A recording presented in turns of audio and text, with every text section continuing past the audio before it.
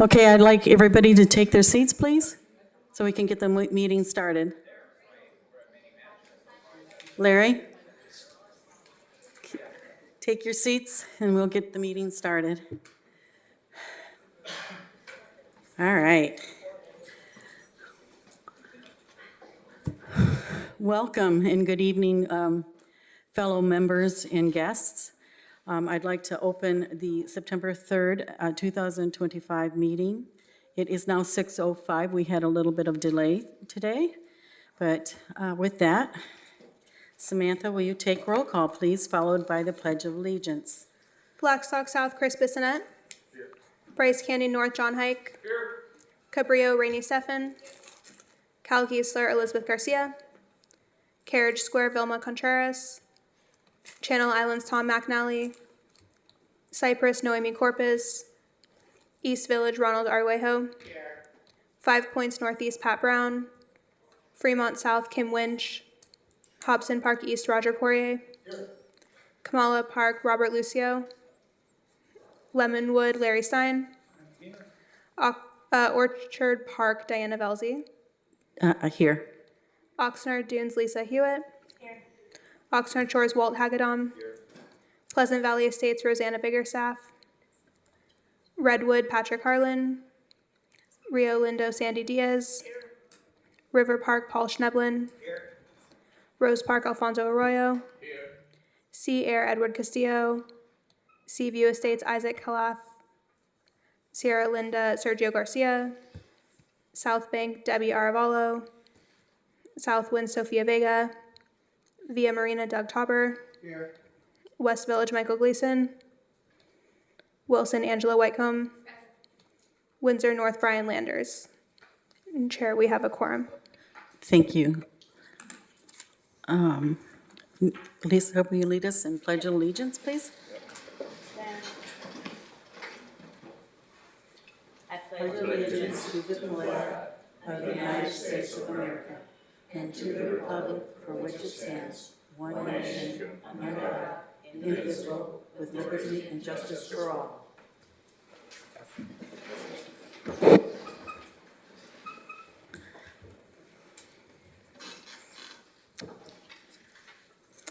Okay, item B, approval of minutes, subject minutes of the meeting of August 6, 2025. Recommendation approve. Please take out your minutes from August 6, 2025, and please make any motions.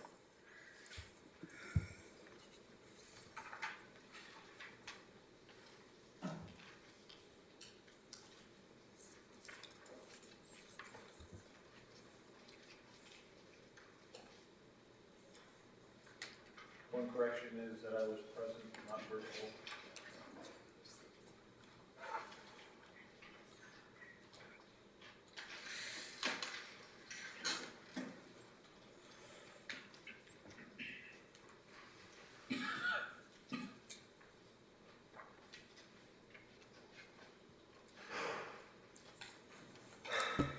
Chris, I actually think you were virtual for that one.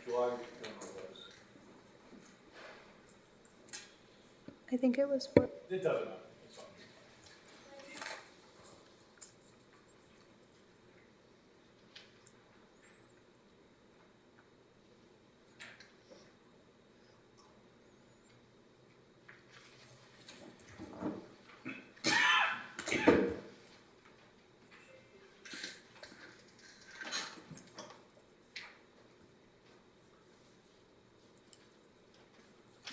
I'd like to make a motion for approval.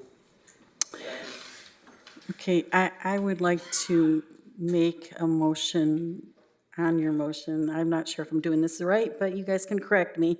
I'd like to add to approve with a caveat that we'll verify that he was either virtual or not, and then make that change. Is there anybody second that? Okay, Alfonso seconds it. With that, Call for the vote of the motion. okay, thank you.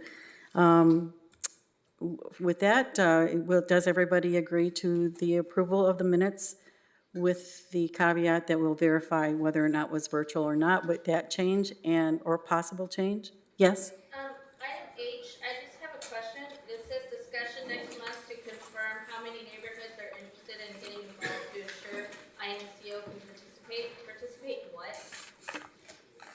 The Christmas parade. Can we add that? Sure. Okay, so do we have a new motion for that? Second. Okay, with that, does everybody approve as the changes have we discussed? Say aye. Aye. Okay, any against? Okay, minutes of August 6, 2025 are approved with the possible changes as recommended.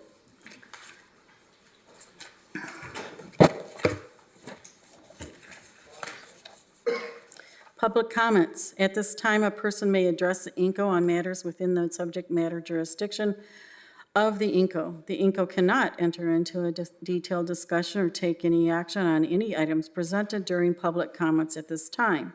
Such items may only be referred to the Executive Secretary for administrative action or scheduled on a subsequent agenda for discussion. Public comments on items on the agenda will be considered at the time of consideration of the agenda item. The presiding officer shall limit public comments to 3 minutes. Do we have any public comments today? Okay, Larry, go ahead.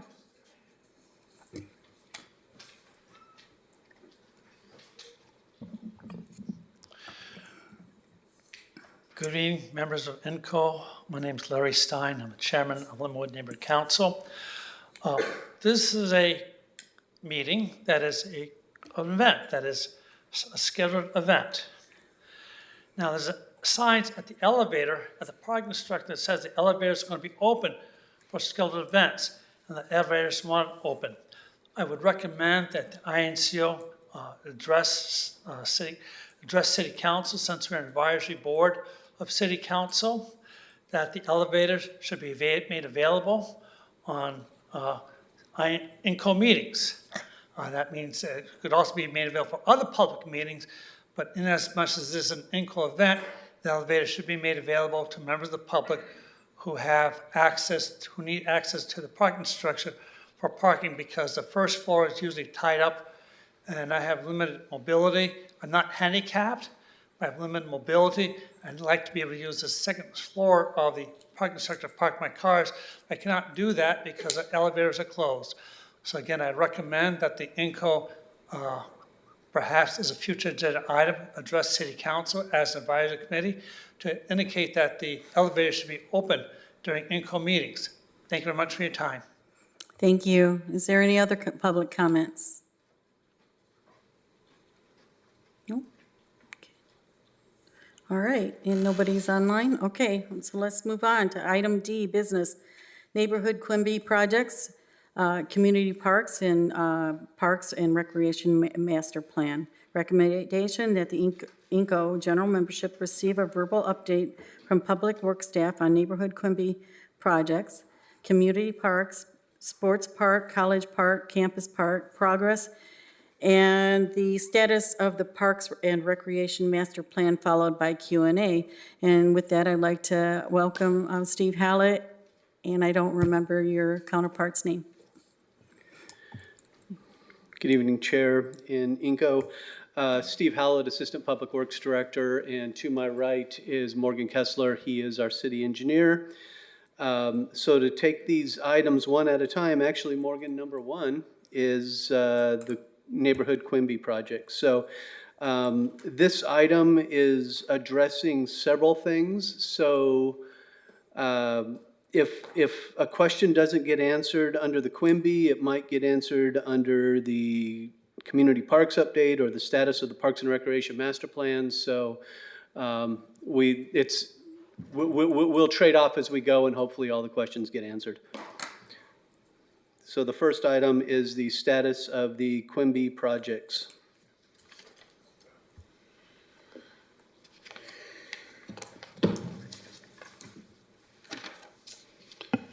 All right.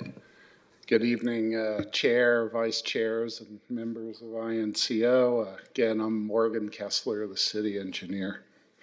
I also head up the Capital Projects Division within Public Works, and it's our charge to carry out, among other things, Quimby-funded projects as well as the major parks projects that Steve will be talking about.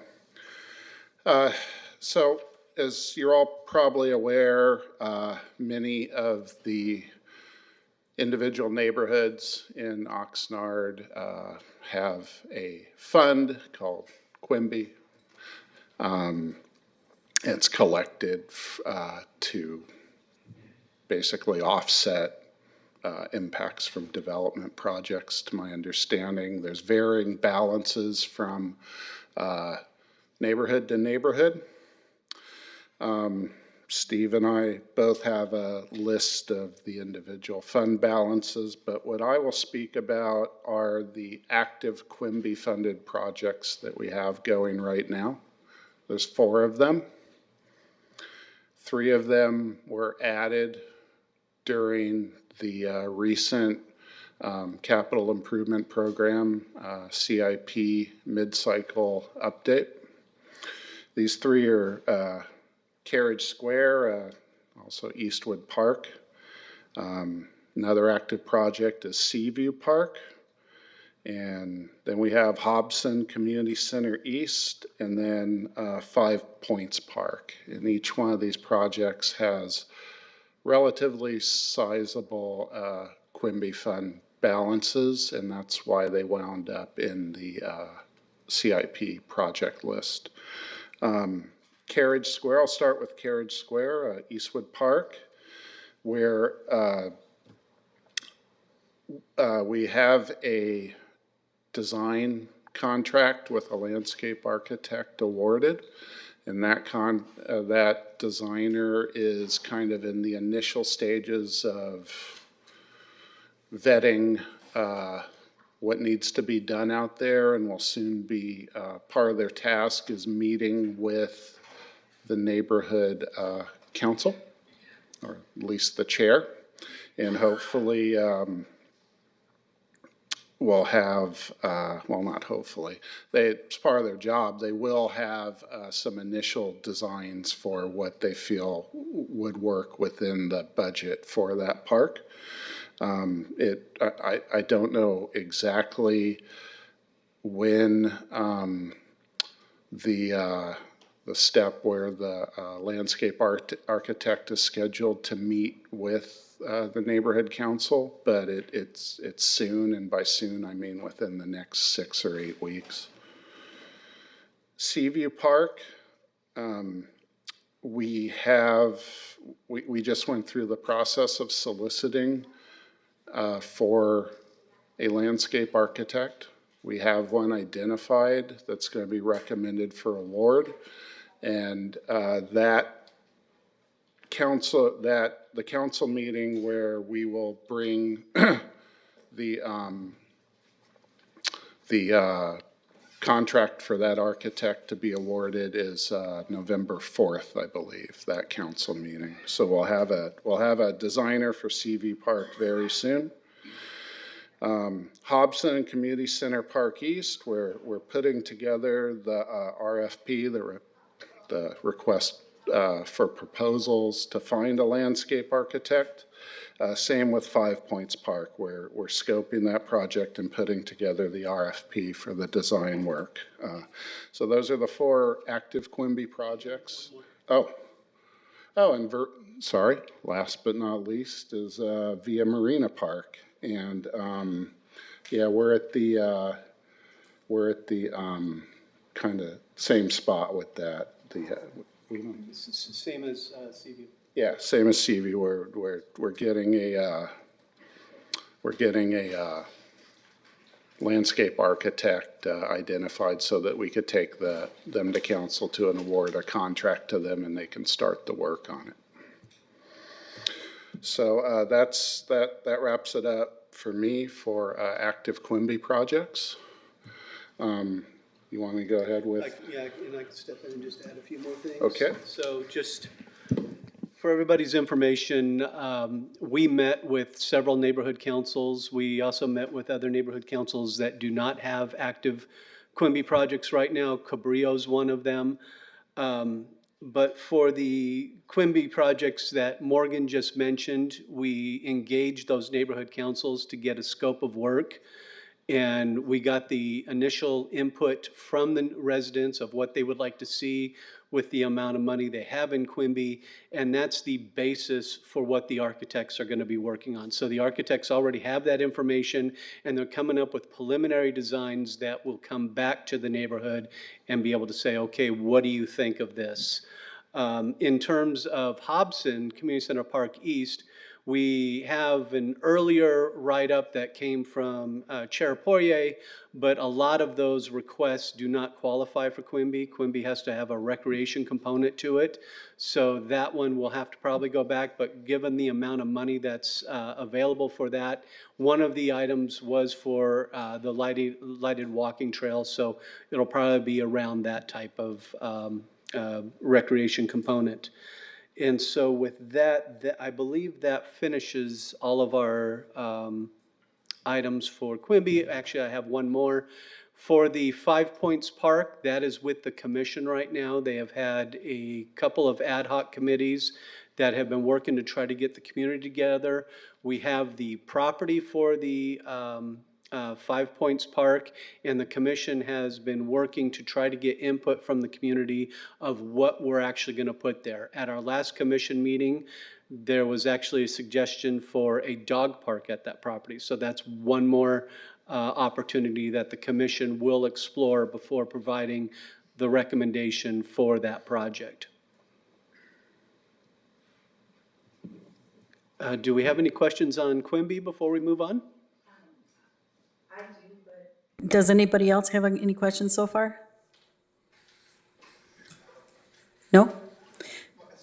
Well, they can't hear you online, so you have to come to us, one of the speakers.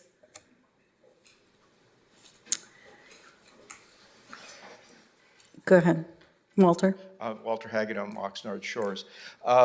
I'm confused because we've been listening to this for many years on the Quimby funds, and I was hoping to hear a little bit more today about exactly what they were able to do with the Quimby funds, because I'm not sure, what the parameters are for that. And also, there was money that was allocated. There's money in the general fund. There's also money in Quimby funds. There was also, when the cannabis tax was negotiated, there was 1% that came out of that went to Parks and Rec.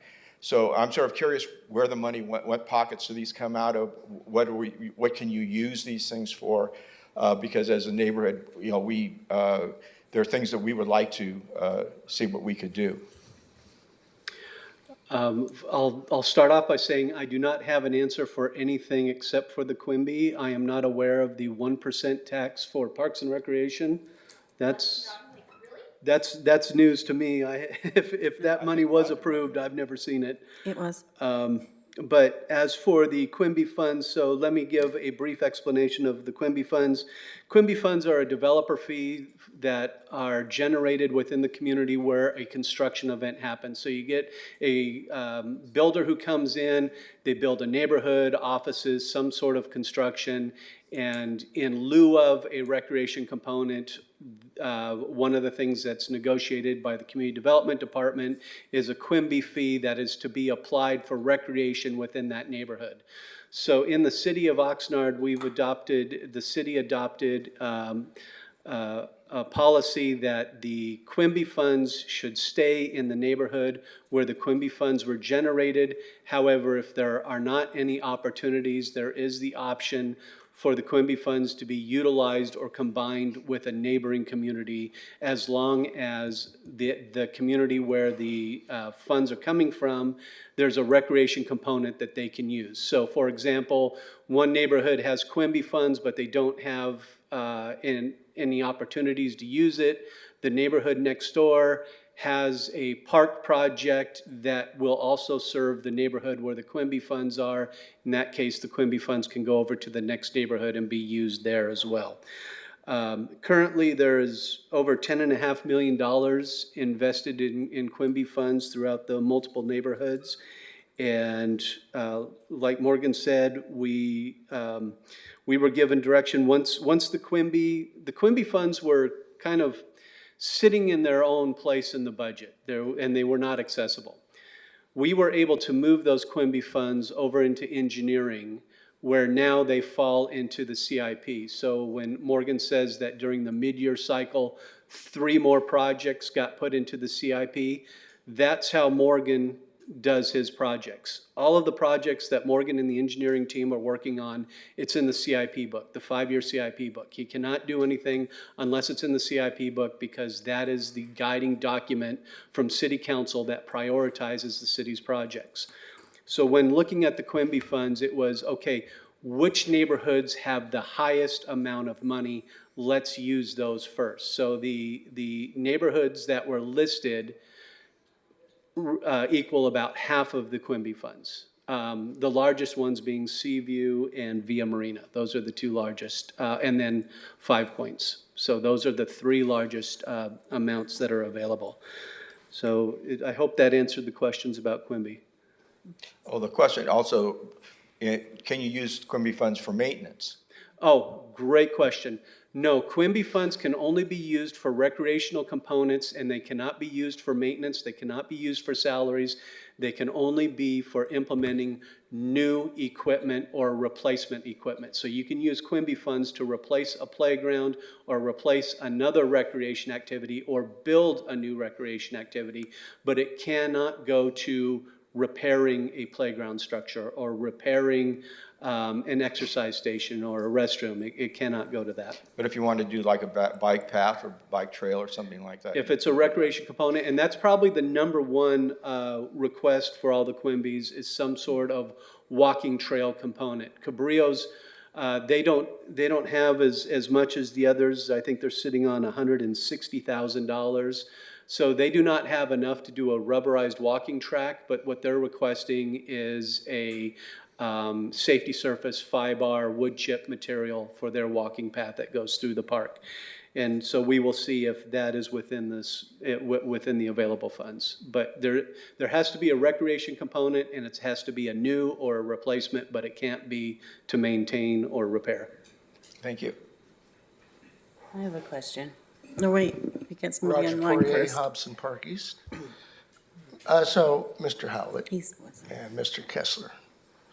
I believe in the Via Marina CIP for Quimby funds, there's an irrigation component? No. There isn't? There wasn't a, No, it's, install new sprinkler system. No, we're not using, like I said, irrigation systems would not be a component unless it was for a new park area, but we cannot, that would be considered more of a maintenance item. So that's what was put in the list, but when we met with the community, that community gave us their punch list. Doug Tauber is the chair, and the request from the neighborhood council, the neighborhood was, and Morgan and I met with them a couple times. They would like a rubberized walking track with lighting, new benches, barbecues, trash cans, a covered picnic area, and playground. So those are the recreation components. The irrigation system, it is listed here in the CIP, but that does not qualify okay, for so, CIP use.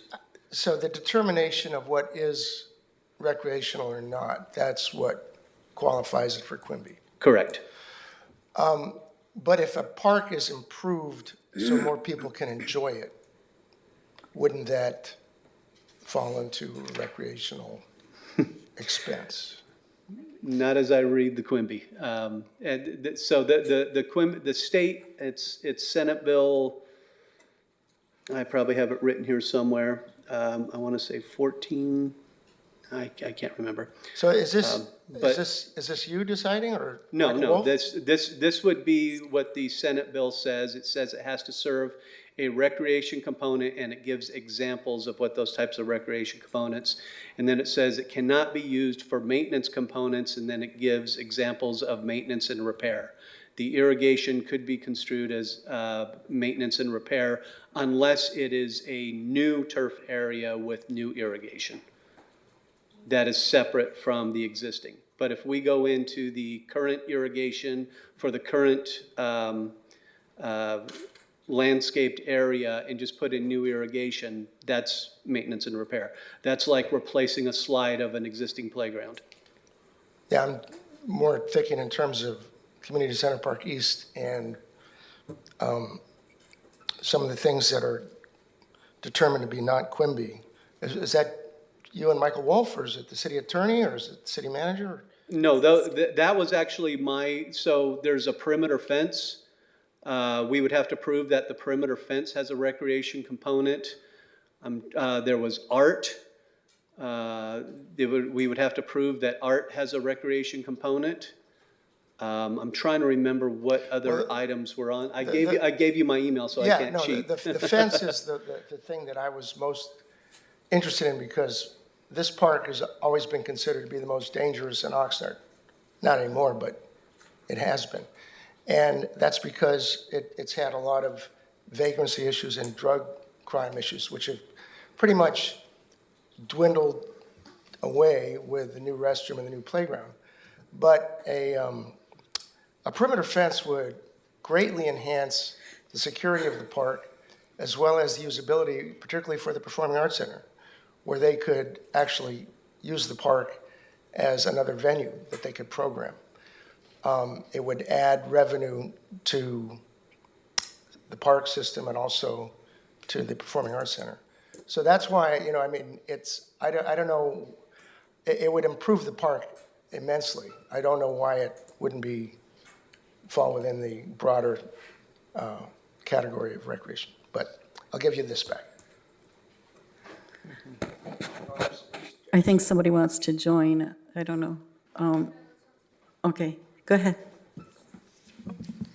So with that park being having an inclusive playground like Wilson, how that fence could help would be with your special needs population and their recreational opportunity, especially with elopers. I know I keep bringing this up, but when you have if you're on the spectrum and autistic, especially with the adults and children, it's not just the little ones that take off. You have adults, full-size, grown men that are autistic. And if they have, and where these programs take people to recreate is largely public parks. And I know this because my brother works with autistic adults, and he says their favorite activity is to go to public parks, and having a fence around it brings a sense of security and safety to them. So that's why I keep keep bringing this up, to have fences for our fully inclusive playgrounds. Not all parks they'll have inclusive attributes, but they're not fully inclusive like Wilson and Community Park East. So, Mr. Hallett, if that helps. I also wanted to ask if the Quimby will help pay for installing water meters in new parks, because that wouldn't be maintenance, that would be a new, because 5 Points, they're just derelict properties, or some of them are just absent and some of them are derelict. They have a foundation and nothing else, and they're going to take a lot of work. And I was wondering how much of the Quimby would cover this, and I apologize, I would have asked you on Wednesday, but I was not at the meeting. Yes, we would propose that project for all of 5 Points to include water metered, because right now it's vacant lot without any existing services. So we would have to install new services, water, sewer, electrical. Those would all be components of the playground construction. So yes, that we would ask for that to be qualified. To go into an existing park that has an existing meter and Right. try to use Quimby funds for that, no, I do not think that would be approved. Okay, go ahead, Lisa. Is a pickleball court considered something that we could use Quimby funds for? Yes, we have been in discussions with neighborhoods about pickleball courts and the construction of a new pickleball court. And I will get into There will be more discussion about that when we get to the commission items. That's also part of this agenda item. But when we meet with the neighborhood and we talk about pickleball courts, one of the items that needs to be discussed is the noise that pickleball does have. There's usually residents nearby where the tennis court or pickleball court would be, so need to engage the residents and just let them know that, hey, maybe go to a pickleball court and sit next to it for a while and see if you're okay with that. Usually pickleball courts for neighborhood parks tend to be a little too noisy. I think we've got some space. But in regards to pickleball, that is being part of the new tennis center. We do have a temporary pickleball court at Wilson as a trial, and we have a temporary pickleball court at Sierra as a trial as well. Okay. Do you guys have any? Just one. Could you just go over, you said you had 4 active projects, but I think then you included mine. Is that a total of 5 now? Yes, it's 5. Okay, so Active, however, there's 4 that are active where we've engaged landscape architects and they're going. there's groundbreaking. The 5th one is 5 Points, which we do not have an architect. That is still with the commission trying to determine what it is we're going to be building there. Okay. Thank you. Okay, Okay, I have a question. If you're building a dog park within a park, does the actual park have to be a certain size before it can be approved, or does it matter? And are there minimum sizes or maximum sizes of the actual dog park within a park? I don't know. Chair, I've built 3 dog parks in my career, and the one thing I've learned is you can build too small, but you cannot build too big. So, yeah, there's no real rhyme or reason. Could we put one at 5 Points? Yes, we could put one at 5 Points, but that's to be determined. So if it's a 13, 14 acre park, that would be big enough to put a dog park within it, and so it doesn't matter what size we choose to put that in there, right? Correct. Okay, all right. The one thing about dog parks, and like I said, I've installed 3 of them. One thing about dog parks is once the community knows, once the city, not the community, not the neighborhood, but once the city and residents of other cities know there's a dog park there, and if it's a nice dog park, they will drive their vehicles to that dog park. You will have more users than your neighborhood using that dog park. That creates parking issues. Like I said, I've built 3 of them. There was one that was embedded in the neighborhood that they wanted, and then I would receive continual complaints from the residents of people parking in front of their homes. Yeah. Yeah, we have a lot of outsiders coming to visit our park. They have weddings and bar mitzvahs and all kinds of things in our park, so all the time, every weekend. So we're pretty busy. Should we invite more? I just have one more question. Because this keeps coming up at my neighborhood council meetings, because like everyone wants to know, when can we expect, the project to commence, and is there any time frame, a completion time frame? At this time, there is no time frames for completion, as Morgan said. For probably Carriage Square, Seaview, and Via Marina, we're probably within the next 6 weeks of being able to bring a draft design back to the neighborhood councils and get their feedback. From there, the architect will take their feedback and go back and put that into a final design, which then come back to the neighborhood council again, make sure that everybody buys off on it. Then the architect will take that plan and put it into biddable plans and specifications, and then we put it out to bid. So it could be another year by the time we break ground on the project. Okay. The actual construction of the project will probably be the fastest part of the whole process. Once you get a contractor, boots on the ground, working the project, they're probably going to try to get in and out as quickly as possible. Okay, thank you. Okay, is there any other questions on this topic? Okay. Well, that Oh, was wait. for Quimby, then we have more. Well, we have one more question over here. Just a quick question. There's like a dog park on Fifth and H, I wanna say.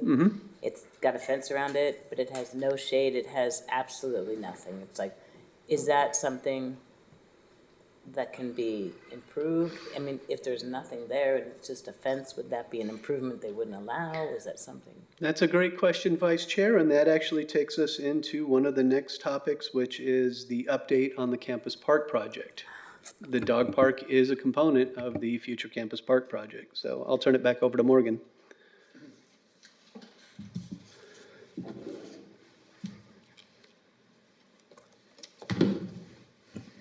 All right, so Campus Park, as you all know, it's taken quite a while to get to the point of where we're at. It's a very complicated project, not only from a funding perspective, but a permitting perspective.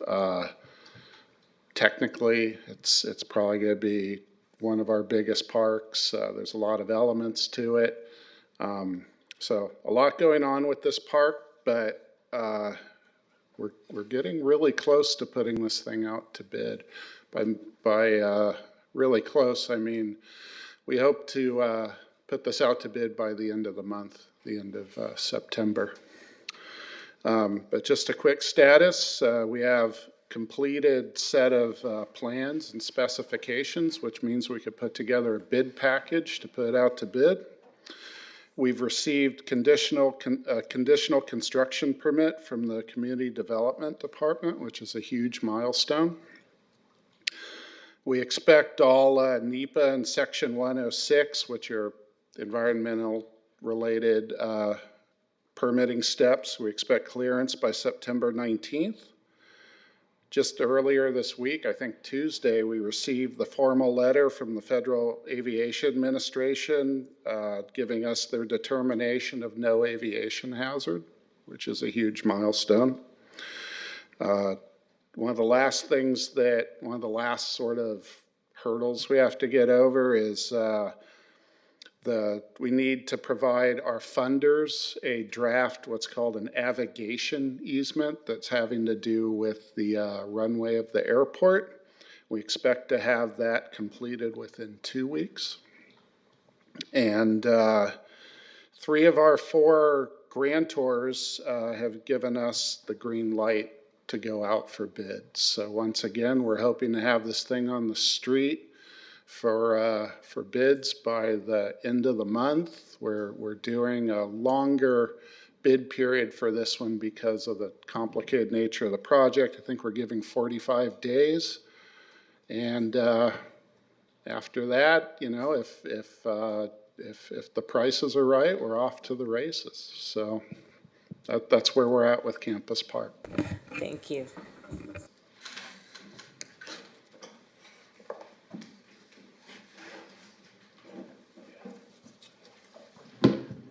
Go ahead, Larry. I have a question regarding Campus Park. Has the air at Campus Park been tested? Because planes that fly over Campus Park use lead-based fuel. So have you tested the air for the safety of possible lead in the air for people who are going to be using the park? I can't speak to whether the air has been tested specifically for this project. We had a very large environmental document to complete for this project, and it includes, you know, a whole range, it addresses a whole range of environmental impacts. But to answer your question about if the project was specifically, if the air was specifically tested for this project, I can't speak to that. I don't believe it has. There is a similar project where air was tested 2.5 miles away from the project. And of course, lead doesn't travel that far, so the air was not tested for that specific project. But since, again, the airplanes do fly over this project or over this Campus Park, then the air is still within 1/2 mile of the airport, and therefore lead could possibly be in that air. So I would think it would behoove us to see that the air is safe for the people who are going to be in the park, because lead in the air is hazardous to people under the age of 10, I believe, and women of childbearing years. And the probability of people being under 10 and people of childbearing years using the park is highly likely, just for what it's worth. Thank you. Thank you. I appreciate that because my house is a block away and the planes fly right over my house multiple times daily, again and again and again. So I'd be really interested in that study. I also would like to address the question about the dog park. The dog park is not part of phase one. It's for a latter phase, and there's nothing in phase one that will address any of the issues that you asked about that park. But in the latter phases, the dog park will actually not be on the corner of 5th and H anymore. They're talking in the plan. The recommendation is to move it further down 5th Street, closer to the K Street building. Friends of Campus Park actually made recommendations to actually move it on to 2nd Street to encompass the airplane viewing mound so that it's a less trafficked area, and it's also not impeding into the space where you can congregate, because you can't have large crowds inside the flight zone, but outside of the flight zone where they plan on putting the dog park, you can have larger crowds, and it seems to me it'd be a better use of that space for people as opposed to the dogs. So put the dogs on the other side where it just made more sense to me. So that's my recommendation. Okay, thank you. To follow up on that point, how would one alter the design that we've all seen, the most recent form of Campus Park? Because the issue about the runway exclusion zone, or whatever you call it, there's only along 5th Street that people are actually going to be allowed to gather in any numbers.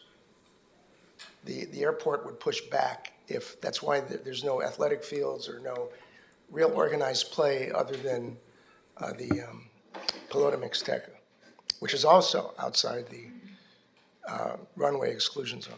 So this question of, where would the dog park be situated? Right now, it's currently right next to the K Street building, and it takes up the entire available area in the park where people are allowed to congregate in any numbers. So this is a real problem if that area is just used for a dog park and not for the potential uses, including the community garden, event space. There really isn't any other event space in the park. So that's my question. How do you get the design altered at this point in the project? As an alternative, what about dropping the plans for the dog park altogether at Campus Park and relocating that recreational use to another park, which has an enormous fence around it, a 6-acre park that could function? It could function. In Manhattan, for instance, for about 30 years now, they have, because they can't afford to build dog parks everywhere, they have off-leash hours in 100 different parks across all the boroughs. The dual use of a park is important to consider. What they found in New York parks is when they have dogs running around safely, crime goes down, vagrancy goes down. Criminals don't want to hang around with a lot of dogs running around. So, we've been trying to get some kind of off-leash hours in some Oxnard parks, like Oxnard Beach Park, now Oloshque Beach Park. Community Center Park East would be a perfect park for this. Off-leash hours from 6 a.m. to 8 a.m. and in the evening, but it would have to have a fence, a perimeter fence. That's a recreational use you can take to the bank. Thank you. Go ahead, Walter. Walter Hagan, Oxnard Shores. I want to go back to the funding. When we talked about these a couple of years ago, we were told that there really wasn't any Quimby funds. They were just accounting things. So the question is, are these funds, so the funds were never put into a place where they couldn't be used without going through this. Is this being funded through the general fund after the approval? And we're still talking about Campus Park? No, we're talking about all of the Quimby funds. We were told a couple of years ago that really was no money in the fund. It's just there were, so that these were allocations that could be made. So the question is, now that we're going forward with these things, where is the money coming from? Is it coming from the general fund? Well, I mean, perhaps Assistant Director Howlett could speak more to this, but like you said earlier, we were, over the past year, able to, use the expression, unlock access to Quimby funds for specific uses. How and where they wind up in our internal budget structure, I mean, that'd be a question for the finance director.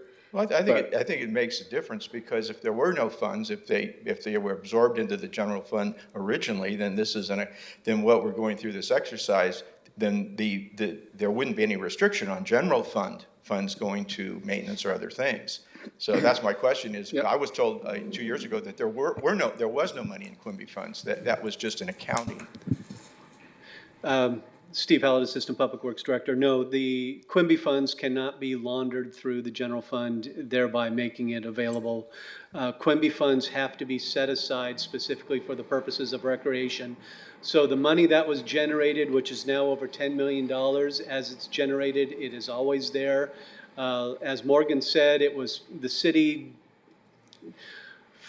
for lack of a better explanation, didn't understand how to spend them. So they were set aside, they were accounted for, but set aside and gaining interest. Oh, there is an account then? There is an account for them. Okay. It has never been commingled with general fund or used by the general fund.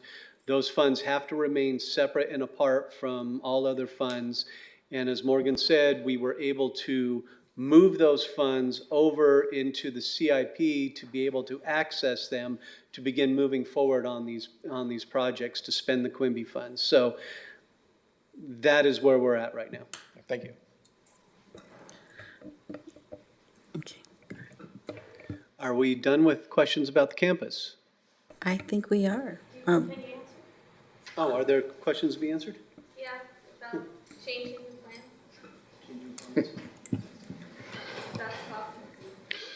plan. What I can say about that is, Campus Park, as some of you know, we're approaching it in phases. And a lot of that has to do with the way the funding is laid out. This first phase that we're doing does not include the dog park. The last time, the final set of drawings for the phase that we're doing does not include the dog park, but the speakers are correct. It is identified to be close to the K Street building. We could look at the idea of, what it would cost, what it would involve in moving the dog park to an alternate location, but there's an expense and penalty of time associated with that. But, I'll have a conversation with the project manager, Jenny Ibanez, about it, and, see if that's an option or not. Okay. All right. And now you're going to speak on the master plan, is that correct? Yes, thank you, Chair. So this is kind of a broad subject, so let me just kind of fill in what I think you're looking for, and then we can go from there. Status of the Parks and Recreation Master Plan, for those of you who have read it, it is a very long and extensive document. The purpose of the master plan is not to just specifically check off boxes. A lot of it is best management practices, things that we strive to achieve, like water efficiency, reducing turf areas and native landscapes, finding ideas to promote more activities in the park. So these are the guiding documents that's in the master plan.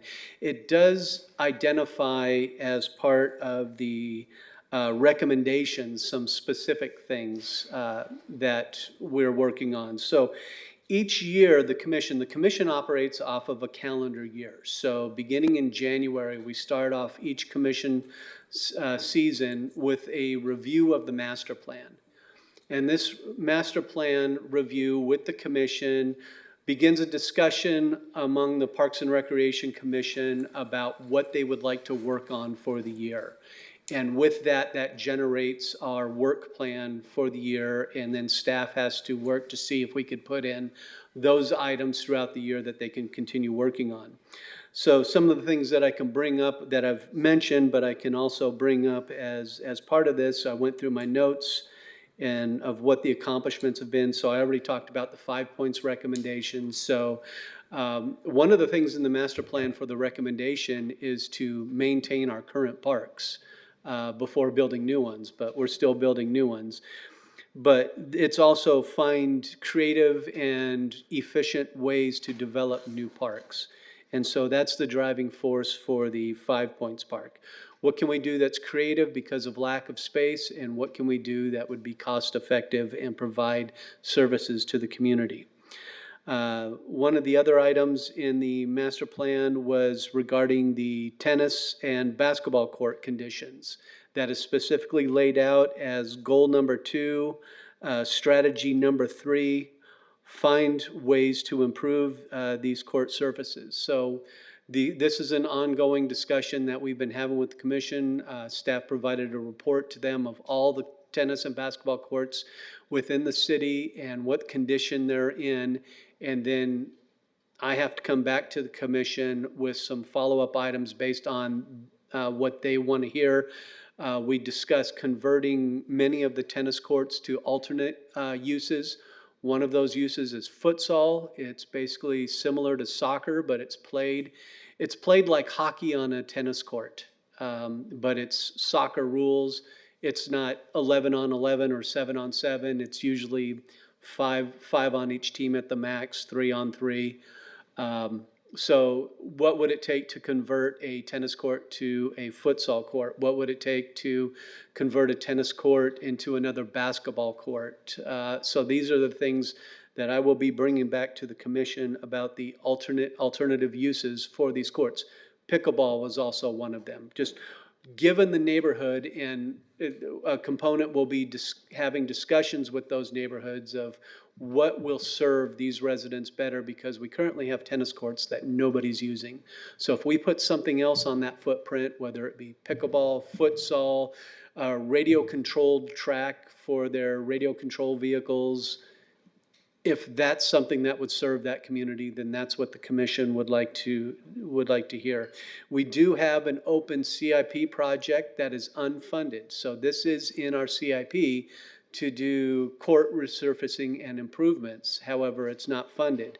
We would take this information that we get from the commission and the neighborhoods and then bring it back through the next cycle of the CIP and see if council would prioritize that to become a CIP project. One of the other items, this is recommendation number 7. So this is one of the specific recommendations of improve urban forestry. So we have been working on this for the past 4 years that I've been here. And just last night, the city council approved an agreement with Arbor Pro. We have a just under $1 million grant. Arbor Pro's agreement is for $360,000. They're going to do an inventory of all city trees. They're going to do an assessment of each individual tree. They're going to do a LiDAR analysis. This is using drones to go through the community and measure the trees and the shade canopy cover, and then they use that to predict where areas are needed for improvement, especially for disadvantaged communities. So this will guide us on disadvantaged communities that need more shade and need more trees, and what do we need to do to get those trees there. And then it'll also involve some community outreach and education that'll be linked through there'll be live meetings and online information through the city's website. So that's the urban forestry recommendation number 7. And the commission did provide the recommendation to go for that grant. So with that recommendation from the commission, we were able to take it to city council and put in for this grant, and we did receive it. Another item, this is goal number 3, strategy number 1. And it's also a recommendation number 8 to review the city's sunset ordinance. The commission had several ad hoc committee meetings regarding this. This is a very difficult one when you look at what parks are being used for what purposes. Are they sports parks? Are they passive parks? Are they neighborhood parks? What do they do? And how much, is there lighting existing? What type of lighting? So it became very difficult, but the commission did provide a recommendation that our sports parks and community parks remain open till 10. So that was a recommendation to the city council. Going back to what I said earlier about turf conversion and water efficiencies, this is goal number 1, strategy number 3, recommendation number 13. And currently we have a project that has been awarded that Morgan's team is the project manager for, and it's the Clean California Grant. So there are 4 parks that we're doing turf conversion in, and I'm gonna mess it up. I know it's Del Sol, Pleasant Valley, no, not Pleasant Valley, South Winds,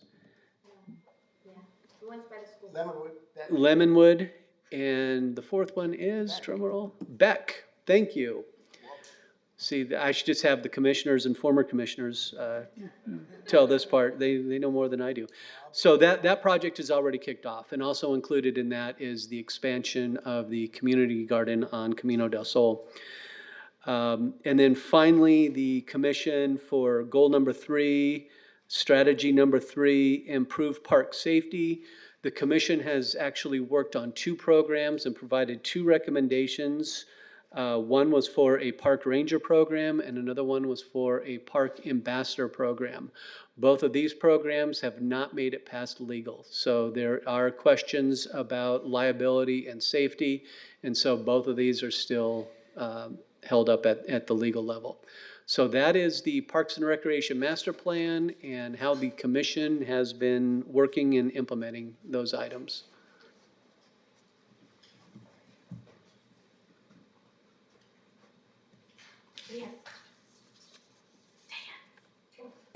Sorry.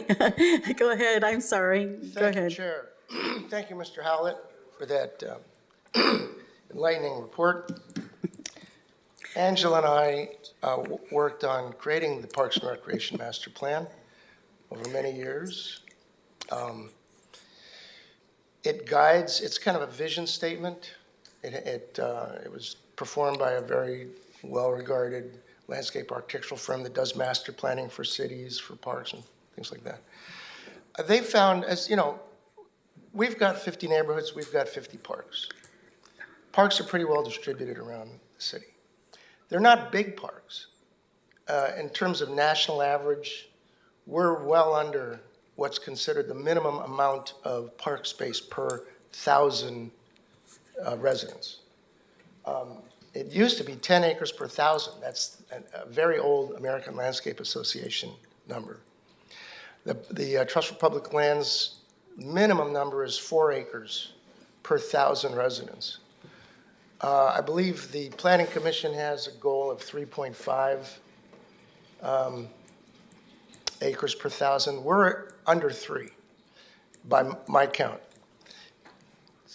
In the past, park staff has included beaches and the golf course as their acreage in this public park number, so that our numbers would look inflated. But if you really look at the actual urban parks that are available to residents of Oxnard, it's under 3 acres per 1,000. Why is this important? Oxnard's going to grow.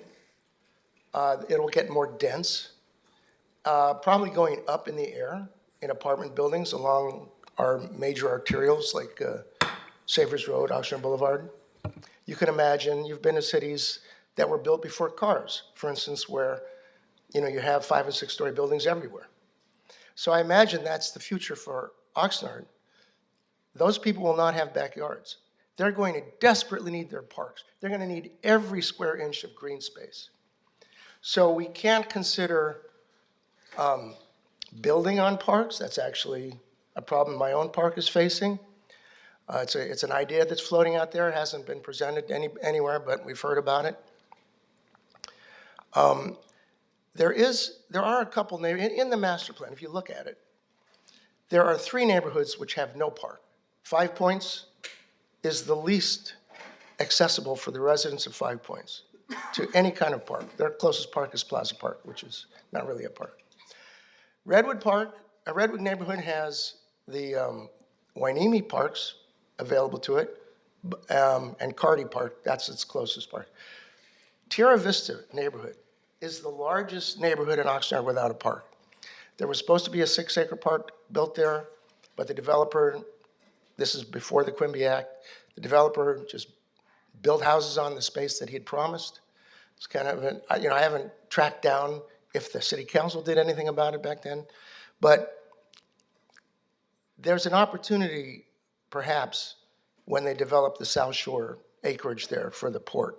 The city should demand that the port install some kind of buffer in the form of a park between the expansion of the port and the Tierra Vista neighborhood. The Mar Vista neighborhood, which is right next to Tierra Vista and includes the cemeteries, they actually have a little bit of Quimby money because they've built a large apartment structure, but they have no place to spend it. So you got to get creative to figure out how to use that money in the area. Otherwise, the city will find another use for it. And the people who generated those funds will not be able to take advantage of it. So that's why in the past, Parks and Recreation Commission has been very clear about its desire to keep Quimby funds in the neighborhoods where they're generated. Another important thing in the Parks and Rec Master Plan is these parks belong to all of us, and they should not all look the same. They should be as different as the neighborhoods. They should be as different as they can be. Let each park have its own character and design. Don't always try to have the same playground in each park. Why? Why can't there be radically different playgrounds? Wilson now has one of the most amazing playgrounds for a very good reason. It serves a very special population. Pleasant Valley Park had a really large footprint for their playgrounds. And so their play equipment is spread out really, it's kind of weird how spread out the play equipment is. But, they love having their new play equipment there. You should read the Parks and Rec Master Plan. I'm proud of it. Angela's proud of it. And if you care about parks, if you care about recreation, you can always go back to the Parks and Rec Master Plan and get inspired by what people, volunteers just like you have tried to make happen in Oxnard. Thank you. Thank you. So I'm going to bring up Sports Park because it was on the list. And I'm going to say something radically controversial. Thank you. I couldn't find my words. The city council went against the Parks and Rec master plan when they approved putting in baseball fields. This is not funded. They did a whole study within the neighborhood where they brought the neighborhood and together, and everyone said, we need soccer fields, we need soccer fields. We desperately need more soccer fields. Soccer is the largest sport played in the city by far.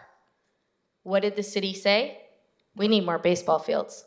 So I would really appreciate, I'm going to put this back on the Parks and Rec agenda to revisit this idea, considering no money has been spent beyond just staff time to go against the recommendation of the Parks and Master Plan, that the commission and the city has been tasked to to use. And so I would like to invite everybody to come and speak to this so that maybe we can prevent a travesty and actually do what the population of this city has requested and so desperately needs. So I know Sports Parks was on the agenda for an update, and the update is the city passed an idea with a primitive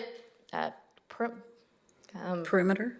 no preliminary, there it is, a preliminary plan for baseball fields, and I would like that to be pretty much tossed out the window and have soccer fields be put there. So just if you support this, please come to the commission when it's on the agenda and speak to it and let everybody know that's on it. And thank goodness, Mr. Gleason, you're here because you can probably speak to this a little bit more because it's your park.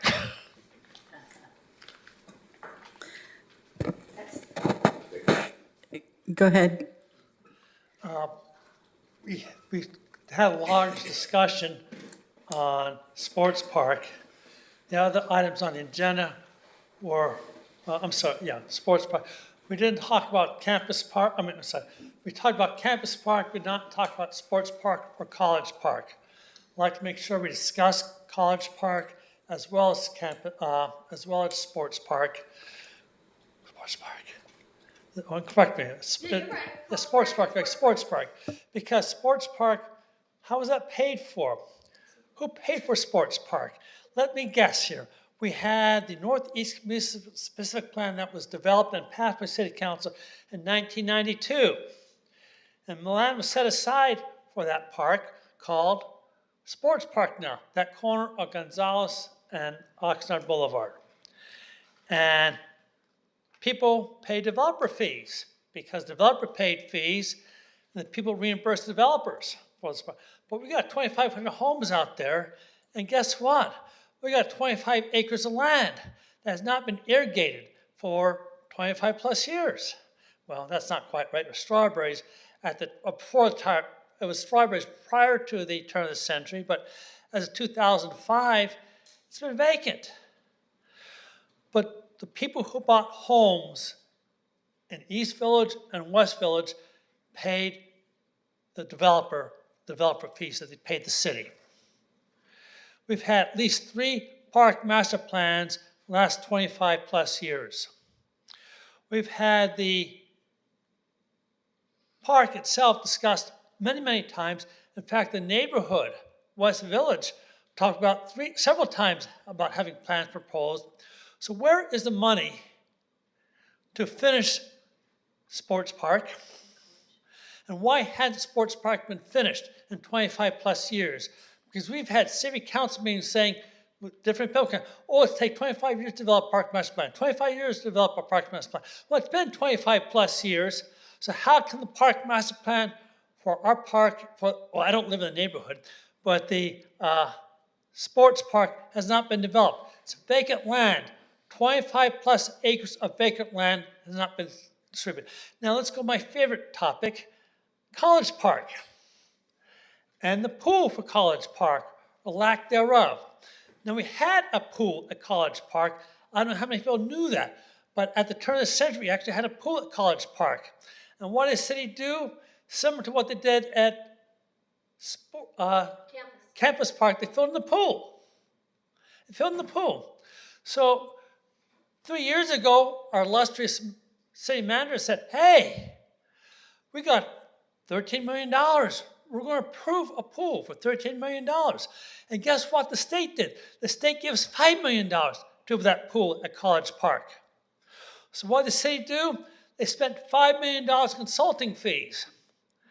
And they said, well, we're going to build a park for $33 million. Great, that's wonderful. That's beginning of the summer. By the end of summer, that pool went from $33 million to $65 million. And the same manager said, yes, we're going to build a pool. I promise you, we're going to build you a pool. And what happened 5 months later? I'm sorry, we don't have any money. Well, where did the money go? You spent it on consulting fees, promote a pool that was going to cost us $15 million to a pool that's going to cost $33 million to a pool that's going to be $65 million, now no pool. So I'd like to go back on the topic to hear the discussions that you're going to present to us, to hear the plans for sports park, or for sports park and college park. Thank you for correcting me. I need help. I'm getting old. I lose track of facts, and I appreciate any help, and apologies for taking so much time. But I'd like to hear the topics of these two regional parks, because regional parks were promised not to me. There's nobody going to build a park for Larry Stein.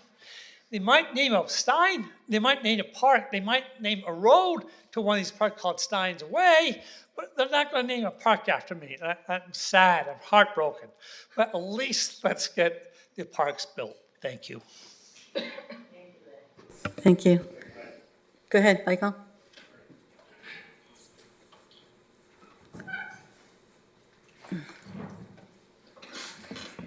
Good evening, Michael Gleason, West Village. So there's a fundamental problem with Sports Park. It's about 21 acres in additional to the 4 acres that was already, sodded over and is already developed. The fundamental problem is that 21 acres was appraised at about $4 million. And then the city decided, you know what, we want to pay $13 million for that property. So they wiped out the Quimby Fund from West Village neighborhood. They took the majority of a similar amount from East Village neighborhood. There was a couple other funds that they took money from. So $13 million was paid for that property, roughly 3 times what it was worth. And so, I mean, yeah, I don't know what they're going to use to develop it. We were told that there was I think about $6.5 million they were going to try to use to develop it when this last, I guess, a federal grant, I don't remember the names of them.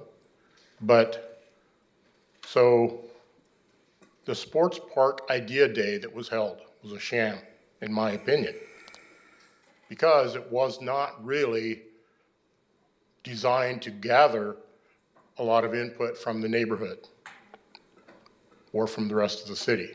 And so the people that showed up there in force were the ringers that had been basically prepped by the main interest that was trying to get the soccer done and the baseball.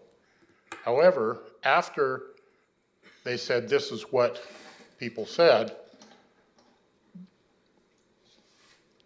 we tried to gain consensus, a number of times, number of meetings, and both the baseball and the soccer groups both said the same thing. That place is not big enough for our purposes. We need more space, we need big space to be used for tournaments. We can't be driving all over the city to manage tournaments. So this is not going to help us. And yet still the city insists, no, we're going to do these baseball fields. Problem is that doesn't really do much for the neighborhood.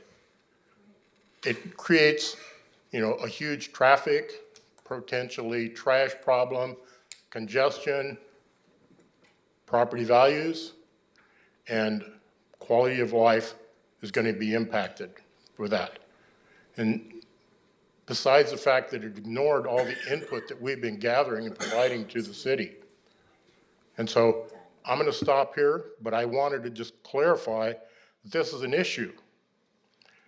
The city wiped out all these Quimby fees, 3 times the property value for that property they paid, 3 times. And so, yeah, I get they probably want to create something that's going to, if not generate revenue, then probably something that's going to at least pay for itself so they don't have to pay for maintaining it. But we were told we're going to have a sports park, and we we paid a lot of money, you know? It was like $3.25 million or something like that from our neighborhood alone. Huh? $400,000 an acre. Okay. Anyway, so I just would like to see, I'd like to sit down, Mr. Howlett, if you are the right guy or somebody, I'd like to sit down and discuss these lingering issues that, you know, I know that they have impact on what they're gonna do with this site. But the people, we've gone through about a generation since it was 2007 that the property was purchased. So almost 20 years ago, and nothing, you know, we got nothing other than, you know, a lot of money that was paid and spent. And there's still not a park. And there's a lot of ways we can do it inexpensively. People are talking about like hiking trails, walking trails. We suggested do some, you know, drought tolerant planting demonstrations and examples along these trails so people even have a seminar. Here's how you can plant, here's how you can do drought tolerant stuff. And it's like, you know, no, we want to do baseball. One of the councilmen that used to be in our district, that's all he cared about was baseball. No, we don't care what you say. We want to do baseball. I don't know, I don't like it. So I'm very frustrated. Quimby is only one area that's really problematic. The LMD stuff is also very problematic. It's never been resolved. It's been pushed under the rug. Someday it's going to come out. Anyway, wish everybody the best. Thank you. Thank you, Michael. I have a question. I think this falls under this, but I'm not, holler at me, but the park, first of all, I have to agree with one of the members. I'd like to see more soccer fields because our park is being trashed by soccer users, which we are not a sports park, and our grass is always being taken away because there's so much activity. They even have competitions as well in our park with these soccer teams. So I'd like them to have their own fields. So with that, where's my question? I was writing it down and didn't know you guys were done. The parks, my understanding, the parks equipment, the playground equipment is now on a rotation. They're supposed to be replaced, what is it, every 15 years or 10 years or something like that? Is that correct? Chair, yes, as a best management practices, playgrounds usually have a life cycle of 12 to 15 years. However, that's not written in stone. There can be variables such as a playground that has very little use or doesn't have the same exposure into elements. It can go beyond 15 years. Then there's other playground equipment that's heavily used, or like the playground at Olakoi Beach Park where the elements began deteriorating the metal. Then in those instances, sometimes it'll be done before 12 years. So we've now put a program in place. We've been working through the playground replacements, and we started with the worst and working our way down the list. Orchard is actually the one that's out to bid right now. So we've completed 14 total, but not in this past year. In this past year, I've completed 9 playgrounds, and 2 are under construction right now. 10, 11. Orchard is out to bid, 12. And then Carriage Square, Seaview, and Via Marina are part of the scopes for the Quimby. So. Okay, well, since Orchard is out to bid, is there an actual plan as to what it is, and are you going to come talk to us about it at our next meeting? Yes, we will come talk to you about it, and actually I have every time we put a playground out to bid, we meet with the neighborhood and discuss, I have a couple sheets here for the Orchard neighborhood of color selections. So one of the things that we can select is the color palette. However, the determination was because we're a public agency, we cannot specify a manufacturer and a specific playground. We have to put general things out there. Okay. It's got to have two 12 and up swings. It has to have two tot swings. It has to have an inclusive swing. It has to have a tot lot. It has to have a 5 to 12 playground. So they're general, and we put those specifications out there, and then we just hope we get some good responses. And we've been pretty lucky so far. Okay, all right, and I'll have you go through that list, or give me a copy of that list of what the requirements are, but. And another consideration for the playground replacements is the actual existing footprint. Right. So with the fall zones, the people who are bidding on the projects, they take they take the information of what's there now, what is being requested, what's the available footprint, and they basically hit us with their best shot of this is our bid and this is what we're proposing. So. Okay, well, that sounds cool, because we have some broken equipment and we need replacement of our, the body, or the floor, or whatever you want to call it. Safety surfacing. Safety And surface. that's part of all these playground replacements as well. Yeah, okay, well, thank you. Does anybody, we do have another question over there. I don't know if Mr. Howlett or Mr. Kessler was going to address Sports Park or College Park, but I think something should be said about that perhaps staff should not say. There were real issues with the purchase of the sports park land. It's what gave Quimby Funds a real dirty name for a long time. This was many city councils ago. I don't even know if anybody still works for the city who was involved in that. That was investigated by the DA. Right around the time the FBI raided City Hall. The FBI did not look into the sports park, but the Ventura County DA did. And they said, this deal really stinks, but they didn't bring any charges. So, Parks and Rec Commission basically there's never been any money to build sports park. All of our park improvements have been through grants, in my experience, my tenure on the Parks and Rec Commission. The city doesn't want to build new parks. They're expensive. It adds to cost, it adds maintenance and labor, which is why all the new recreational areas we recommended they're more like community gardens where there's almost zero staff required. But for sports park, that's going to be an expensive project. The planning was taken over by the city manager's office. They're the ones who held Sports Park Day. I thought they did a pretty good job of getting the word out. They certainly tried to bring as many residents to that event as possible. And there were a lot of different interests there. There was the ice rink lady. There were BMX. I mean, it was quite I thought a pretty good job.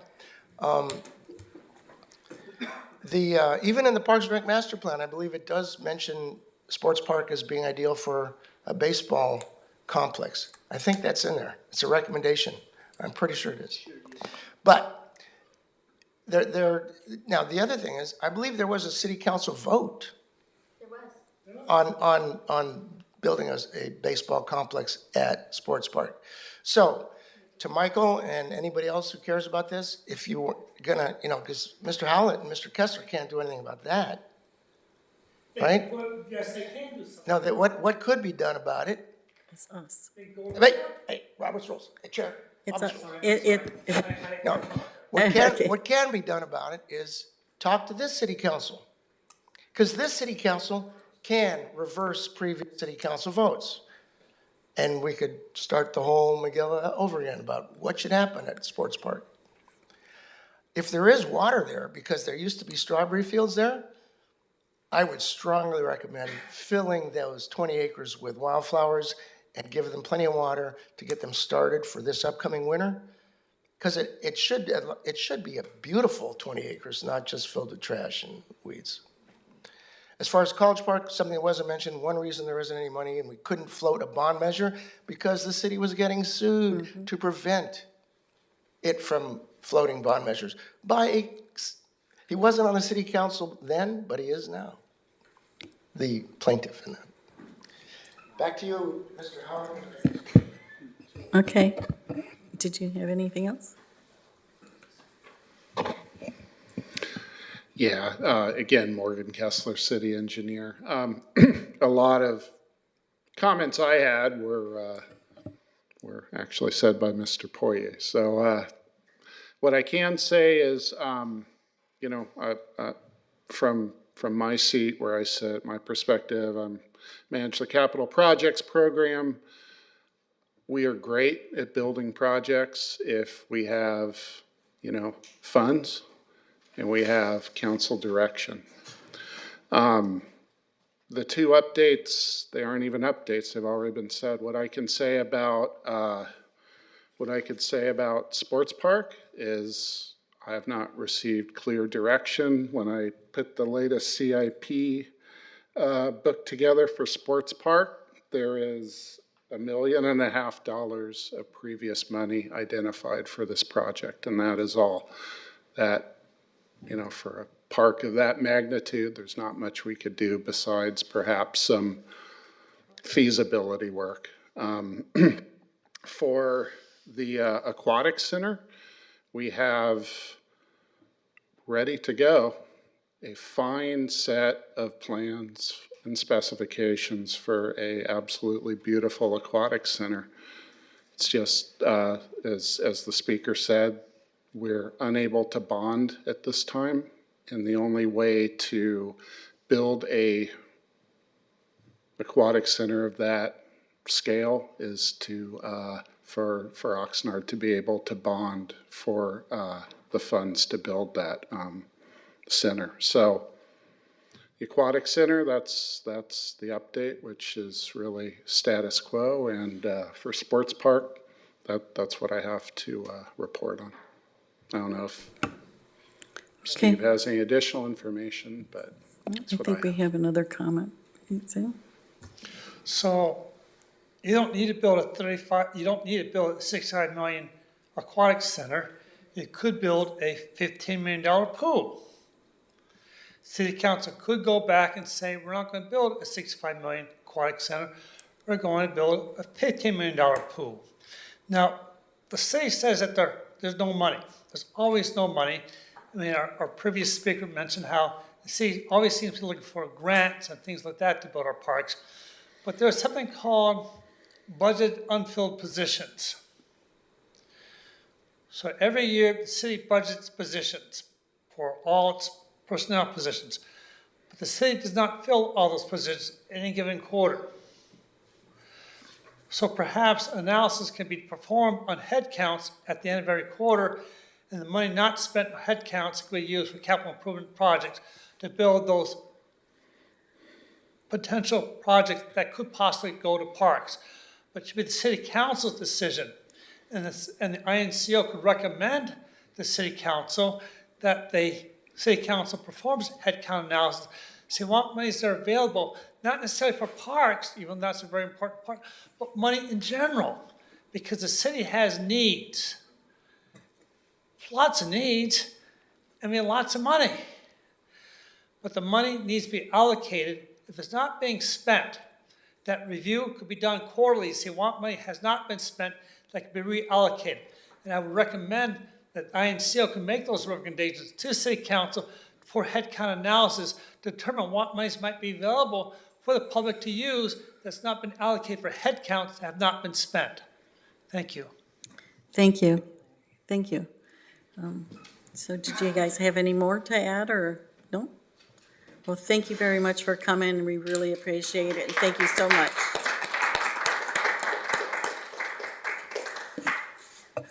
With that, I'd like to invite to the podium one of our own, Rainey Stefan, and the subject matter is a subject holiday parade and tamale festival INCO Participation recommendation that the INCO general membership receive an update from the Holiday Parade and Tamale Festival Subcommittee, followed by question and answer.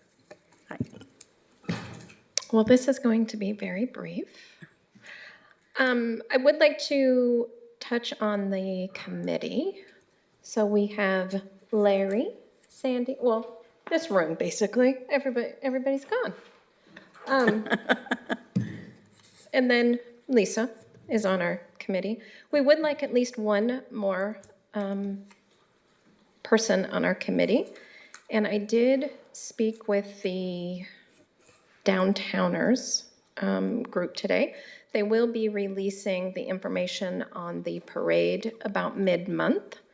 They are finalizing the theme as well as the fee structure. So we should have that mid-month, and that will be a good determining factor for us.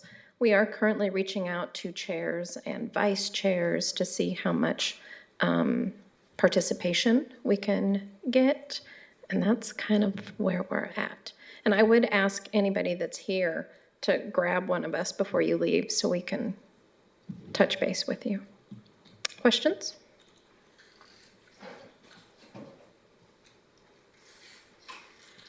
Good evening. Paul Schnabel at River Park. I did get your recent email about requesting participation from the neighborhood councils. Could you clarify a little bit more what we're looking for as far as participation? So we are looking for neighborhoods. What we determined when we voted to participate in the Christmas parade as well as the Tamale Festival, that we have a minimum of 15 neighborhoods participate. And so we're trying to get those 15 neighborhoods gathered so then we can confirm that we can move forward. And when the application process is open, then we can go ahead and move forward with that. So is there a date yet for the parade? The 10th, is that what you said? First Saturday. First Saturday? December. What day? 6th. And it involves building a float? To be determined. Representing the neighborhoods? Yes, INCO, yes. And what we're trying to do is generate curiosity and want more participation from other neighborhoods that may not be active. If we have neighborhood council banners, could we display them? Yes, but they haven't actually, I'm sorry. Go ahead. To be determined, but yes, we're open to all ideas. Okay. Yes. Thank you. Sorry about, yeah, we got a lot of ideas floating, but we actually haven't sat down and. Well, because we don't know what the theme is yet. We don't, there's a lot of questions. But we need to gather our 15 before we can do anything. Yeah. Anybody else? Me? No? No? No? No? Well, thank you very much, Rainey. Thank you. Okay, with that, let's move on. Neighborhood chair reports. Neighborhood chairs may individually report on items of interest or concern to their neighborhoods. The INCO cannot enter into detailed discussion or take action on any item presented during these reports. Anybody have any chair reports? Sandy?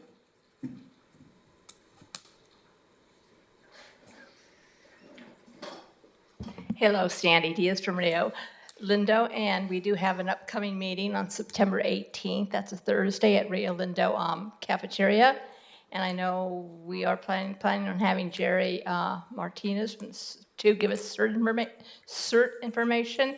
And we hope to have our mayor there just to pop in and say hi. And I know council person Star always comes by and gives us some little talking to. So September 18th, Thursday at Rio Lindo cafeteria.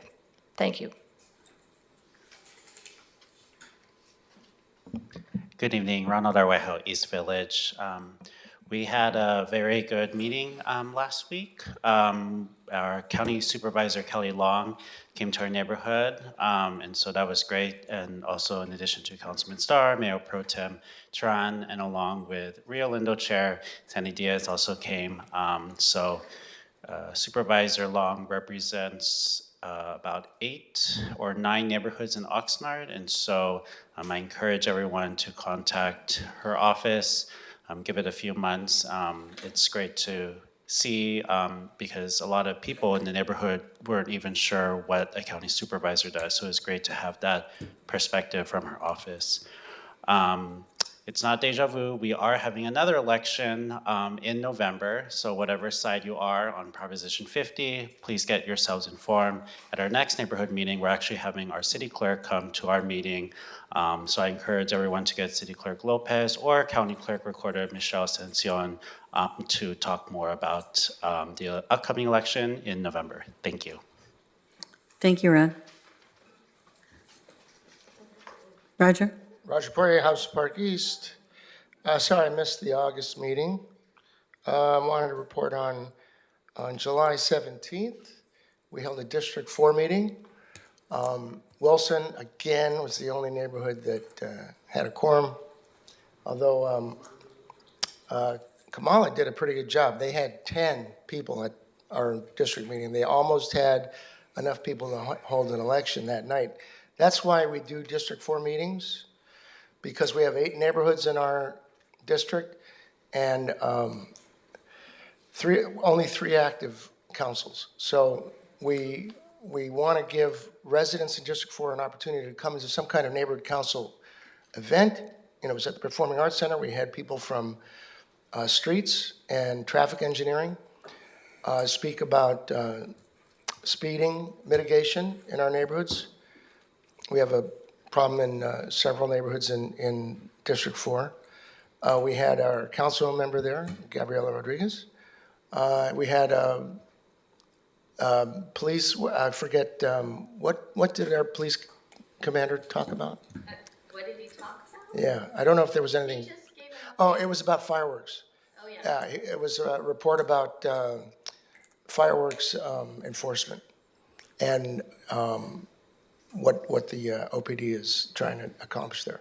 Anyway, if you have any questions about holding your own district meeting, you can write to me, Roger Poirier, rogerperr@yahoo.com, and I'll help you get through it because I think it's worthwhile, particularly if your district has a lot of unactivated neighborhoods. Keep in mind, though, you cannot have more than 10 neighborhoods involved because anything beyond that, you will be working against the Brown Act. I just want to throw that in. Go ahead, Paul. All right, good evening, everybody. Paul Schnabelin from River Park. This last month, we had our annual summer Saturday in the park for our neighborhood council meeting. We got some great ideas from the community as far as potential speakers and topics they want to talk about for the year that's coming up. Our next neighborhood council meeting will be on October 8th. We have an invitation out to Supervisor Matt Fear and his staff to come to the council meeting and talk to us about issues surrounding things that people are concerned about in the community, like the riverbed, homeless situation, that kind of thing. So it should be an interesting meeting. That's about it. Thanks. Thank you, Paul. We have 2 people online. Caller ending in 1622, please unmute. Hi, yes, I actually, this is Larry Barberine. I actually wanted to talk about D2 there, about the parade and such. But first of all, let me say thank Sergio, our Sierra Linda head, and all those been working a long time in the Sierra Linda neighborhood here, Herb, Debbie and Alice, etc. I want to thank you out there, Madam Chair, friend Ron, who just spoke a couple moments ago, and appreciate Cabrillo for hosting National Night Out.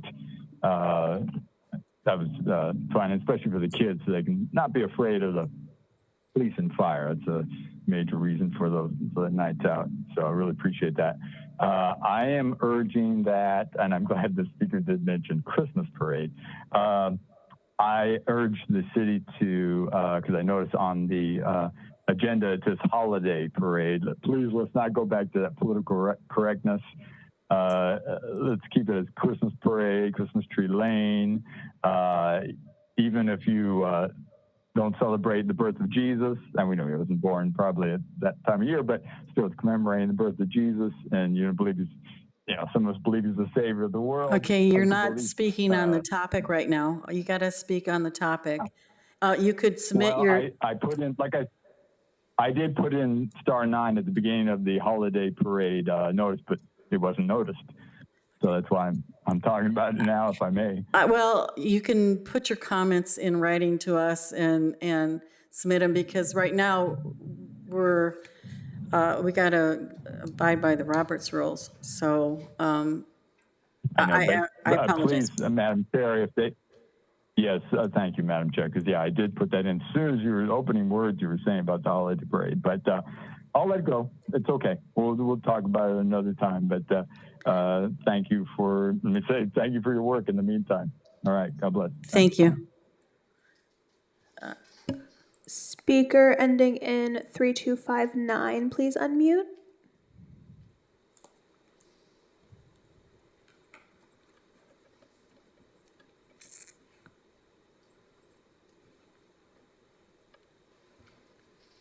Hello? Hi, we can hear you. Hello. Oh, good. This is Deirdre Frank. I also put in my request on the holiday parade item. You have to recognize that there's a delay between what we see on YouTube and what we hear on our phones when we're actually listening to you live on our phones. By the way, it's a subject I brought up to City Council. They have the same issue. Anyway, since we're talking about neighborhood chairs and neighborhoods. Chair reports. I live in Oxnard. Yeah, chair. I'm sorry? We're talking about neighborhood chair reports. Yeah, and I'm here to talk about a neighborhood chair report since we haven't had a neighborhood council meeting in over 1.5 years now. The only thing we had was okay, that is not a chair. That doesn't fall under the chair report. I'm sorry. Yeah, I'm calling to comment on the omission of neighborhood chair reports by Oxnard Shores. And I think I sent an email. Okay, but you're to not a chair either, though. I'm sorry. You're not. We have to. Well, then why do you have public comment? Excuse me. Then you shouldn't have public comment on this item if only neighborhood chairs can speak. There is no public comments on the chair reports. Well, then why are you taking the call? I thought you were a chair. I thought you could be a. Well, then maybe you should screen that before you allow people to hit *6. All right. Well, thank you for that recommendation. The neighborhood chairs. Why don't you have the phone numbers of the neighborhood chairs so that they're recognizable to you when you accept the phone call? Not all. We haven't had a neighborhood council. I've sent that in to Samantha Shapiro. The link in the neighborhood package does not work to make a written comment. You should also know that. And I want Lisa Hewitt to think about an idea for your holiday parade. Okay, we're not talking about the holiday parade. Make a recommendation in writing. To who? You can send it to Samantha and she'll send it to us. You can't get through to Samantha Shapiro. You can't get through to Samantha Shapiro. The link doesn't work. No, send her an email and she'll send it. Send her an email and we'll send it. She'll send it to us and we can take your comments into consideration.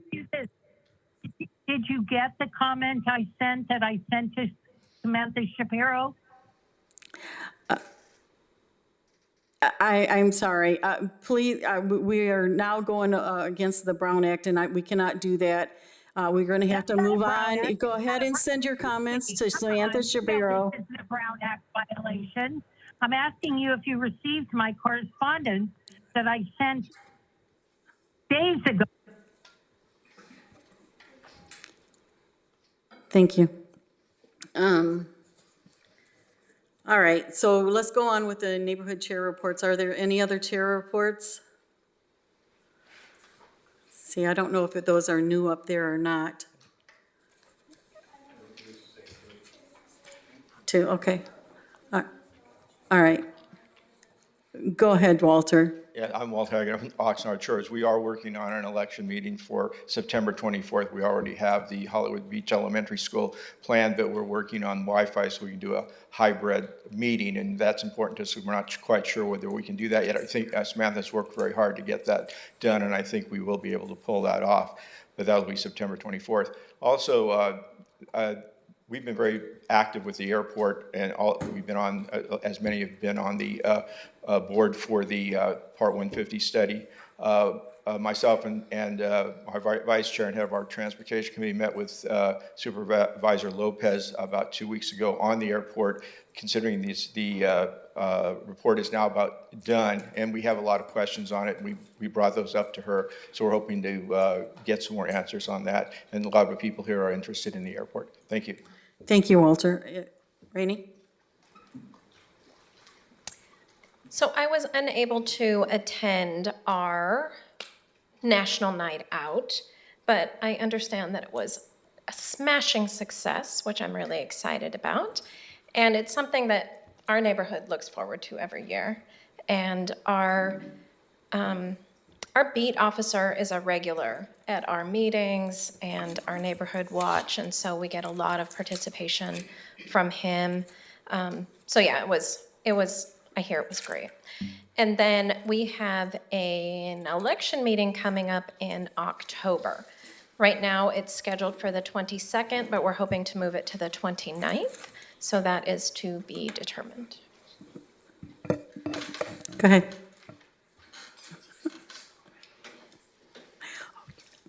Okay, do you guys have chair reports? Okay, let's. Chris Bissett at Black Sox South. We had a picnic on the 31st over at Johnson Creek Park. It was very successful. 20 people showed up. We had a few other ones that were coming in and out. So had a good time, 4-hour activity. Worked out well. Next meeting will be at the South Oxnard Community Center on the 18th at 6 p.m. And primarily it's going to be for the elections. That's it. Thank you. Thank you, Chris. Doug? Alphonse? Turn on your. I have nothing really to report. We just since our last update, but as my next meeting is set for December, I can't remember the date. I have to go back and look at my minutes. So. Okay. Lisa? Okay. All right. Orchard Park is a meeting set for October 23rd, and our cleanup is October 25th. And based on Steve Howlett's discussion tonight, and we might have to set one for September. And that's it for me. Go ahead. Well, since preliminary, I have to double check and make sure that it's open, but we're going to have an election meeting on October 13th. I know that we have multiple positions available. Mine is also up for grabs. So not that I don't love you all, it's just I'm wearing a lot of hats and I'd like to take one off. So October 13th is what we're looking at if the room's available. Thank you. Is there anybody else for chair reports? Nope. Okay, well, let's move on.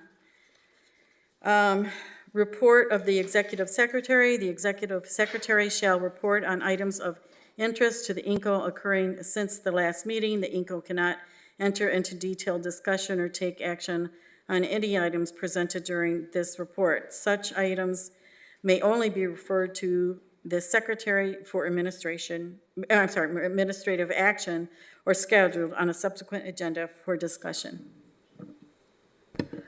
Just very briefly, I received the INCO treasury binder from the former first vice chair. Historically, this has been maintained by the first vice chair, so this will be passed on to first vice chair Hewitt at the conclusion of tonight's meeting. Okay, and it'll be handed to Lisa. Should we state the amount that's in there? Probably, because we did, I think it's written on an envelope. You could count it real quick. I'll let you. It currently has an amount of $150.10. Yeah, you might want to verify that amount, though. I didn't verify it. Okay, all right, so that's what we have. I think that's what it is in it, okay. All right, so thank you. Is that it, Samantha? Okay, let's move on then. Executive Board reports. The Executive Board may individually report on items of interest or concern. The INCO cannot enter into detailed discussion or take action on any item presented during these reports. Does anybody up here have any reports? No?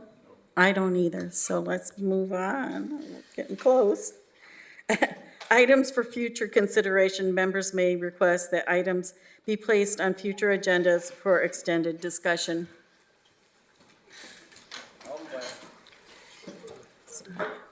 Go ahead. Oh, thank you, Chair. I want to say this has been a really good meeting. Whoever agendized this agenda at the last meeting, kudos. I'm curious, the lady who was trying to speak during chair reports, I didn't catch what neighborhood she was from. That's not sure. That's Deirdre Frank. And she That was Deirdre Frank? Yeah. Oh, okay, sorry. Well, I would like to, there's some neighborhoods which are fantastically successful, like Rose Park. Fantastically successful neighborhood council. I would love it if they would present on how they do things. How do they keep their neighborhood active? Channel Islands has a great neighborhood council. They're very active, very busy. I'd like to hear a presentation from them about how they run their neighborhood council. What are some of the things they do? Because I am just out of ideas. Hobbs Park East is a tough neighborhood to activate.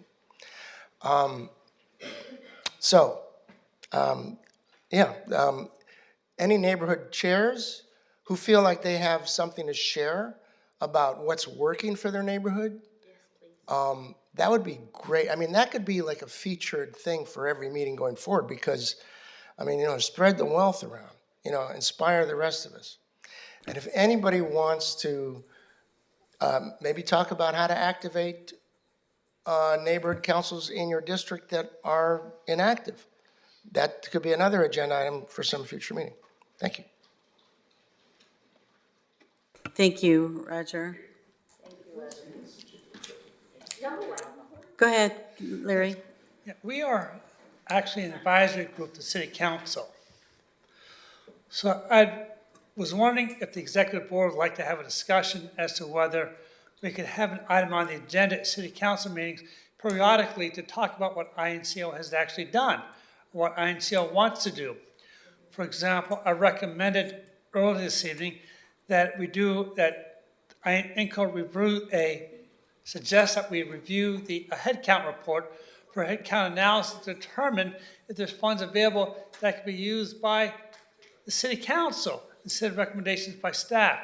But again, the overall concept is perhaps if the Executive Board decides to actually try to have an item on the agenda every once in a while, maybe once a month or once every 6 weeks, the City Council agenda to present a report what things INCO would like to see done. It's just an idea, it's just a suggestion. Thank you. Thank you. Is there everybody else out there, up here? No? General comment, I was not at the meeting. I did do a virtual. I just went through the videos. Thank you. Okay, is that it? All right, let's move on. Without objection, I'd like to adjourn this meeting. Hearing none, meeting's adjourned. I